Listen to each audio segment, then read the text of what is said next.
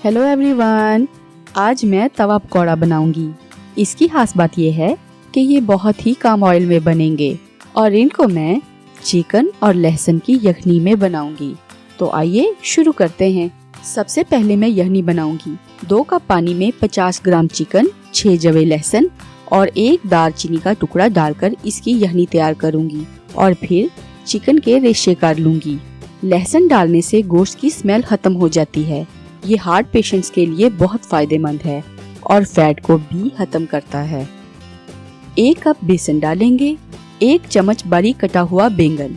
कुछ लोग बैंगन पसंद नहीं करते, जबकि ये हार्ट और शुगर के मरीजों के लिए इंतहाई मुफीद है।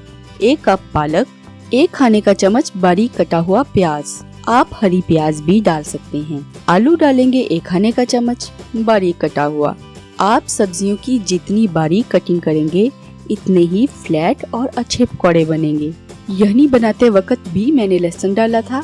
अभी मैं इसमें 1 चाय का चम्मच कुटा हुआ लहसुन अलग से ऐड कर रही हूँ। ताज़ा लहसुन के फ्राई होने का जायका और खुशबू पकौड़ों में बहुत अच्छी लगती है। हरी मिर्च 1, कम तलही वाली। ताज़ा मेथी 2 खाने के चम्मच। कसूरी मेथी 1 चाय का चम्मच। बहुत कम लोग जानते हैं, लेकिन ये हकीकत है कि मेथी शुगर पेशेंट्स के लिए बहुत ही अच्छी है। रिसर्च के मुताबिक ये शुगर लेवल को कंट्रोल करने में बहुत फायदेमंद है और खुशबू में तो इसका जवाब नहीं। चिकन के मैंने रेशे कर लिए थे, अब मैं इसे ऐड कर रही हूँ। सुरख मिर्च पाउडर 1 खाने का चम्मच। सूखा धनिया 1 चाय का चम्मच। 1 चाय का चम्मच दालचीनी पाउडर। ये शुगर लेवल को कंट्रोल करती है।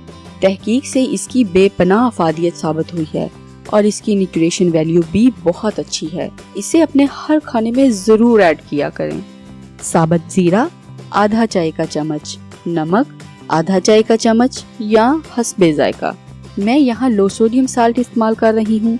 आप चाहें तो सादा सफेद नमक भी इस्तेमाल कर सकते हैं। मोज़रेला चीज 1 खाने का चम्मच। 2 खाने के चम्मच अनार के दाने।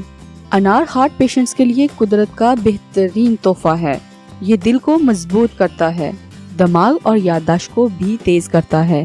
केमिकल्स की वजह से बाजारी अनारदाने की अफादियत बहुत कम होती है, इसलिए मैं इसमें ताज़ा अनार के दाने डाल रही हूँ। आप अनारदाना भी इस्तेमाल कर सकते हैं।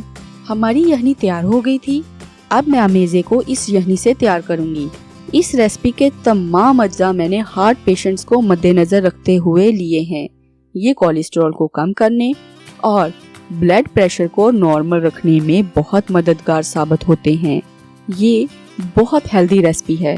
इसमें हमें फाइबर, पोटेशियम और मैग्नीज मिलेगा, जो दिल के लिए बहुत फायदेमंद है। हमें आयरन की भी अच्छी मिकदार मिलेगी। सिर्फ बैंगन के इस्तेमाल से ही हार्ट अटैक के खदशात 34% तक कम हो जाते हैं। मिक्स करते वक्त अनार के दानों को थोड़ा थोड़ा प्रेस कर लें। इससे इनका जूस पूरे अमेज़े में मिक्स हो जाएगा, जिससे पकोड़ों में कमाल का जायका आएगा और इनकी लुक भी बहुत अच्छी आएगी। अमेज़े को मिक्स करने के बाद 5 से 10 मिनट का रेस्ट जरूर दें। इससे एक तो मसाले अमेज़े में अच्छी तरह रच जाएंगे और सब्जियां अपना पानी छोड़ देंगी। बेसन भी फूल जाएगा और सब्जियां नरम होने की वजह से आपके पकोड़े फ्लैट और क्रिस्पी बनेंगे। गरम तवे पर 1 चम्मच ऑयल डालें। मैं ऑलिव ऑयल इस्तेमाल कर रही हूँ। आप कोई भी कुकिंग ऑयल इस्तेमाल कर लें, लेकिन ऑलिव ऑयल दूसरे ऑयल्स की निस्बत हार्ट के लिए बहुत अच्छा है। मैं 1 चम्मच ऑयल में 8 से 10 पकोड़े बनाऊंगी। गरम तवे पर चम्मच की मदद से फ्लैट पकोड़े बनाएं। 1 खाने के चम्मच का अमेज़ा 1 पकोड़े की टिकिया के लिए काफी है। डालने के बाद इसे चम्मच की बैक साइड से फैलाकर गोल, बराबर और पतला कर लें, नहीं तो पकोड़े मोटे मोटे और अनइवन बनेंगे, जो अच्छे नहीं लगते और अंदर से अक्सर औकात कच्चे भी रह जाते हैं। पकौड़ों को डालने के बाद इसे पलटने की जल्दी ना करें, क्योंकि बारीक होने की वजह से ये टूट सकते हैं। इसे एक तरफ से अच्छी तरह फ्राई होने दें और फिर पलटें। मैंने दरमियानी आंच रखी है। ये आंच इनके लिए बहुत मुनासिब है। तेज आंच से ये जल्दी तो बन जाते हैं, लेकिन अंदर से कच्चे रह जाते हैं। इसे पलटने के फौरी तौर पर इसको चारों तरफ से प्रेस करें। इससे ये दोनों तरफ से एक जैसे फ्राई होंगे और अनइवन भी नहीं होंगे। कोशिश करें कि इसे नॉनस्टिक बर्तन पर बनाएं। इससे ऑयल बहुत कम लगता है, ये चिपकते भी नहीं और बड़ी आसानी से बन जाते हैं। अगर आप सादा बर्तन इस्तेमाल कर रहे हैं तो ऑयल थोड़ा ज्यादा इस्तेमाल कर लें। तवे पर ऑयल थोड़ा ज्यादा भी इस्तेमाल हो जाए तो भी ये कढ़ाई में बनने वाले डीप फ्राई पकौड़ों की निस्बत बहुत कम ऑयल में तैयार होंगे। अगर आप ऑलिव ऑयल नहीं बल्कि कोई दूसरा ऑयल इस्तेमाल कर रहे हैं और वो भी ज्यादा मिकदार में, तो पकौड़ों को तवे से उतारते साथ ही टिश्यू पर रखते जाएं। इससे इनका ऑयल टिश्यू में जज़ब हो जाएगा और पकौड़े ऑयल फ्री हो जाएंगे। ये कोलेस्ट्रॉल को कम करने और ब्लड प्रेशर को नॉर्मल रखने में भी मदद देंगे। लीजिए, मैंने पकौड़ों को डिश आउट कर लिया है। इसके साथ मैंने धनिया और लहसुन की चटनी बनाई है जो इंतहाई लजीज और हार्ट के लिए बहुत मुफीद है और पकौड़ों के साथ ये बहुत मजेदार लगती है। इसकी रेसिपी भी मैंने अपलोड कर दी है, आप इसे जरूर ट्राई कीजिएगा। अगर आप सोच रहे हैं कि पकौड़ों के साथ सलाद का क्या काम, तो ऐसा नहीं है। पकौड़ों के साथ ये सलाद बहुत ही मजेदार लगता है और सलाद के जितने फायदे सेहत के लिहाज से मिलते हैं, इन पर एक अलग वीडियो भी बना दूं तो कम है।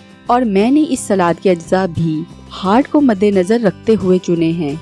मैं अपनी हर रेसिपी में सेहत और जायके को मद्देनजर रखते हुए ही कॉम्बिनेशन बनाती हूँ, ताकि खाने वाले को सेहत के साथ साथ जायका भी मिले और अगर मरीज खाएं तो इनको एहसास ही ना हो कि वो परहेजी खाना खा रहे हैं। इस रेसिपी में पकौड़े, सलाद और चटनी तीनों का कॉम्बिनेशन हार्ट और टेस्ट दोनों के लिए रिच है। रेसिपी, न्यूट्रिशन या कुकिंग के बारे में कोई भी सवाल हो तो हमें जरूर कमेंट करें। तो इजाजत दीजिए, मिलते हैं अगली रेसिपी के साथ। Bye bye.